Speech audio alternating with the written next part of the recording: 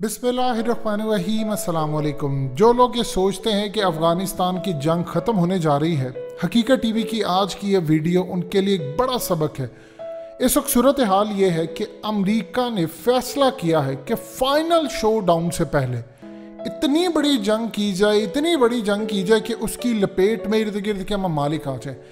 अब अमेरिका ने 37 Black Hawk खतरनाक तरीन हेलीकॉप्टर्स अशरफ गनी को प्रोवाइड करने का फैसला कर लिया है और इसके साथ 2 मजीद हेलीकॉप्टर्स डिफरेंट टाइप के आ रहे हैं और उनको कहा है कि चूंकि अफगान तालिबान ने इस वक्त काबुल की चारों साइड से ऐसा ऐसा घेरना शुरू किया कि जैसे ही वो काबुल में एंटर हो उनकी एयरफोर्स 200 से ज़ायद हेलीकॉप्टर्स के साथ चढ़ाई कर दे, इतना मारे कि उनको उड़ाकर रख दे।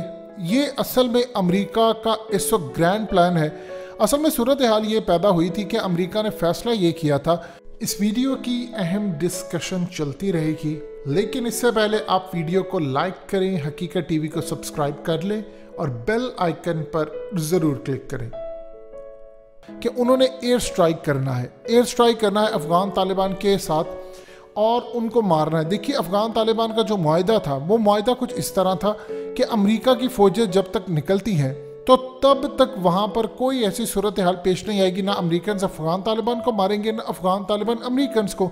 ये मुआहिदा था और इस मुआहिदे की वो कर रहे हैं पासदारी। इस वक्त अमेरिका ने पहले फैसला किया कि वो स्ट्राइक करेगा और वो स्ट्राइक करेगा पाकिस्तान के रास्ते से होते हुए। इमरान खान ने चूँकि इनकार किया, सो अब असल में वो खुद स्ट्राइक नहीं करे, वो अशरफ गनी हुकूमत को दे रहे हैं हेलीकॉप्टर्स और कह रहे हैं कि तुम लोगों ने मारना है और इनको मारो रच के। यानी वो कह रहे हैं कि जो जंग ख़त्म होनी थी वो सिर्फ एक ढकोसला था, बहाना था। अमेरिका पहले फेज़ में ये करेगा कि अशरफ गनी और इन सब लोगों के ज़रिए मारेगा और उसके बाद फिर खुद आएगा आखिरी लम्हे पर जब वो देखेंगे कि इनसे काम नहीं हो रहा, 200 हेलीकॉप्टर्स भी या बड़ी जंग या बड़े स्ट्राइक मिसाइल नहीं मार पाए, तो फिर वो कोशिश करेगा कि नहीं अब खुद करना है। और यहाँ पर अफगान तालिबान के पास इंटेलिजेंस मालूमात आएंगी, नाम नहीं लेना चाहेंगे, कुछ ममालिक से इर्द गिर्द के। उन इंटेलिजेंस मालूमात की बिना पर आपको अमेरिका के ये जो हेलीकॉप्टर्स हैं ब्लैक हॉक और ये दूसरे तीसरे जितने भी अफगान आर्मी को मिलते हैं, ये बारिश के कतरों की तरह ज़मीन पर गिरते हुए नजर आएंगे। और फिर ये लोग कहेंगे कि अफगान तालिबान के पास कोई ऐसी टेक्नोलॉजी है जिसके थ्रू वो गिरा रहे हैं, क्योंकि अब असल में अमेरिका का प्लान ये है कि इस जंग को आखिरी लेवल तक लेकर जाया जाए और उसके बाद अमेरिका आएगा। लेकिन प्रॉब्लम ये है कि अमेरिका अगर खुद स्ट्राइक करने के लिए पाकिस्तान की एयर स्पेस को वायलेट करेगा तो हम तो उनका ड्रोन और चीज़ें गिरा देंगे। ये तो कमिटमेंट ऑलरेडी हम चाइना रशिया को दे चुके हैं, अमेरिका को भी वाज़ेह कर चुके हैं। लेकिन अगर अमेरिका ने यहाँ पर आकर कोशिश की बच जाने की, पाकिस्तान की एयर स्पेस को वायलेट किया, मामला ख़राब किए, तो फिर पाकिस्तान भी इस जंग में कूद पड़ेगा। फिर अमेरिका दुनिया को कहेगा देखो मैं अफगान तालिबान को मारने के लिए आ रहा था लेकिन पाकिस्तान ने मुझे रोका। देखिए, दूसरी सूरत हाल आप एक चीज़ को अच्छी तरह समझ लें। डोनाल्ड ट्रंप जब आया था तो उसने आकर कहा था कि मैं चाइना को काउंटर करूंगा, इस पर टैरिफ आयद करके, पाबंदियां लगाकर। आप जानते हैं उस दौर में उसने कितने टैरिफ आयद की, उसकी कंपनीज ब्लैकलिस्ट कर दी, पाबंदियां लगा दी। जो बाइडन असल में डिफरेंट स्ट्रेटजी रखता है। डोनाल्ड ट्रंप खिलाफ था, ये जो वार इंडस्ट्री है जो असलहा इसलिए बनाती है, बेचती है, असला बिकेगा तभी जब जंग होगी। ये खुफिया ताकतों का एक मोहरा है। अगर तो असला बनाने वाली जो फैक्ट्रीज हैं जंग नहीं दुनिया में होगी तो उनका असलहा, हेलीकॉप्टर्स, ये चीज़ें कैसे बिकेंगी? तो उनके लिए तो हर वक्त कहीं ना कहीं जंग लगाना लाजिम है। ट्रंप ने आकर कहा था कि मैं इस तरह की किसी चीज़ को नहीं मानता, लिहाजा मैं चाइना के खिलाफ हूँ, उसको काउंटर करूँगा किसी और साइड से, माशी साइड से। अब जो बाइडन है उसने आकर जो काम किया, जाहिर सी बात है बड़ी बड़ी कंपनीज का असलहा बिकेगा और जब बड़ी बड़ी कंपनीज का असलहा बिकेगा, पैसा चलेगा, तो खुफिया ताकतों के जो लोग हैं वो बैठकर पैसा कमाएंगे, वो जंगों से फ़ायदा उठाएंगे। यही बात ट्रंप ने कही थी अपनी रैली के अंदर कि मुझे तो इसलिए इस्टेब्लिशमेंट हटा रही है, खुफिया ताकतें हटा रही हैं क्योंकि मैं जंग नहीं चाहता। मैं जंग नहीं चाहता, उनका माल नहीं बिकता, वो चाहते हैं दुनिया में इंतहा पसंदी रहे, दुनिया बर्बाद होती रहे ताकि खुफिया ताकतें पैसा बनाती रहे। अब असल में जो बाइडन ने एक तो इस्टेब्लिशमेंट का मोहरा है, उसने वही काम करना है जो इस्टेब्लिशमेंट ने कहना है।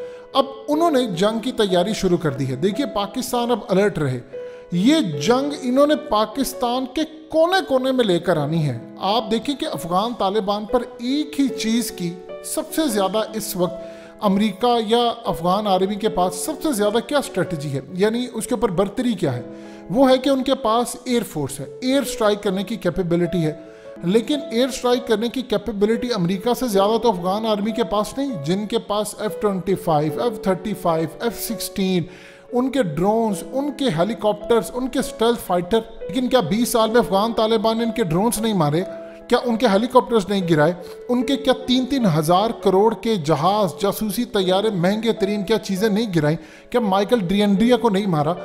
ये लोग गलत फहमी में हैं। इनको अंदाज़ा नहीं है कि कौन से ममालिक अब अफगान तालिबान को एरियल इंटेलिजेंस देंगे कि ये तुम एरियल इंटेलिजेंस लो और यहाँ पर ये मिसाइल लो और ये वहाँ से आएंगे, हम तुम्हें आगाह करेंगे, इस डायरेक्शन में मारना मारो। अफगान तालिबान ने तो पहले भी मारा था जब सारी दुनिया उनके खिलाफ थी। अब तो बड़े बड़े ममालिक उनके साथ हैं।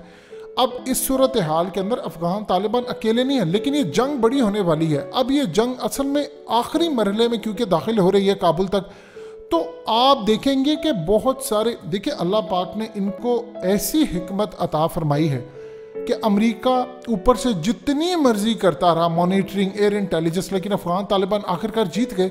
अब सूरत हाल ये होगी कि इनकी सारा कुछ ये रिलाई करेंगे एयरफोर्स के ऊपर। ग्राउंड फोर्स की तो ये हालत है कि तमाम के तमाम इलाके जहाँ जहाँ अफगान तालिबान एंटर होते हैं वो लड़ते नहीं हैं फौजी, वो छोड़कर भाग जाते हैं। काबुल तक जब वो आएंगे तो वो लड़ेंगे नहीं, वो भाग जाएंगे। ये एयर स्ट्राइक की कैपेबिलिटी यूज़ करने की कोशिश करेंगे, इनके जहाज़ गिरेंगे, इनके हेलीकॉप्टर्स गिरेंगे और साथ साथ नीचे से वो काबुल के अंदर तक दाखिल हो जाएंगे।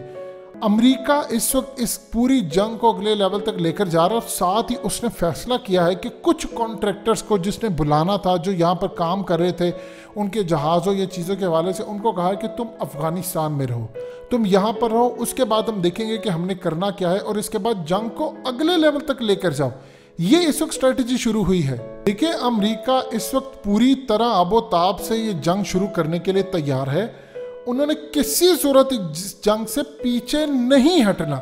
ये जंग उन्होंने पाकिस्तान तक बिल्कुल दाखिल करनी है। देखिए पहले वो कभी भी ऐसे सूरत हाल नहीं थी। उन्होंने पहले कोशिश की थी ये मामला तय हो जाए, गनी जाने, अफगान तालिबान जाने, लेकिन उसके बाद देखिए ना पाकिस्तान ने अड्डे दिए। असल में स्ट्रेटजी उनकी ये थी कि पाकिस्तान अड्डे देगा, हम यहाँ से बैठकर मॉनिटरिंग करेंगे और फिर जब ज़रूरत पड़ेगी जाकर स्ट्राइक करके आ जाएंगे अफगान तालिबान के ऊपर। लेकिन उनका सारे का सारा प्लान इमरान खान के एब्सोल्युटली नॉट इस्टेब्लिशमेंट के फैसले, चाइना रशिया की बैकअप, इन तमाम चीज़ों ने बर्बाद कर दिया। अब उनके पास बचने के लिए कुछ भी नहीं है, लेकिन अब वो दे रहे हैं असलहा। अब उनके जो 25,000 के करीब ब्लैक वाटर के एजेंट हैं वो असल में दाइश से लेकर TTP के रूप के अंदर अफगान तालिबान से नीचे लड़ेंगे, क्योंकि गनी हुकूमत की फ़ौज इस काबिल नहीं है, वो सबने देख लिया है। और फ्रंट से बहुत सारे ब्लैक वाटर के ही एजेंट जो जिनको ट्रेनिंग इन्होंने दी है वो असल में इनके हेलीकॉप्टर्स और ये तमाम चीज़ें उड़ाकर लड़ेंगे। लेकिन याद रखिएगा पिछले 20 सालों में अमेरिका नहीं जीत सका, तो अब वो कौन सी ऐसी स्ट्रेटजी लेकर आएंगे जिसको इमरान खान ने कहा था अगर मैं तुम्हें अड्डे दे दूं तो तुम्हारे पास ऐसी क्या हिकमत अमली है कि तुम अब जंग जीत जाओगे। तुम 20 साल में जो करते रहे हो अब क्या डिफरेंट करोगे कि मेरे अड्डे देने के बाद जीत जाओ। लिहाजा मैं अफगान तालिबान को अपना दुश्मन नहीं बनाना चाहता, मैं नहीं चाहता कि वो हमसे बदला ले, तो बेहतर यह है कि मैं आपको अड्डे ना दूं।